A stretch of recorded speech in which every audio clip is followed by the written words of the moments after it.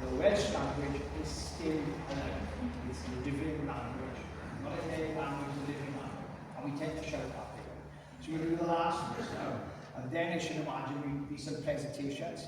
Yeah? Because we've got 8 minutes. Into the last verse.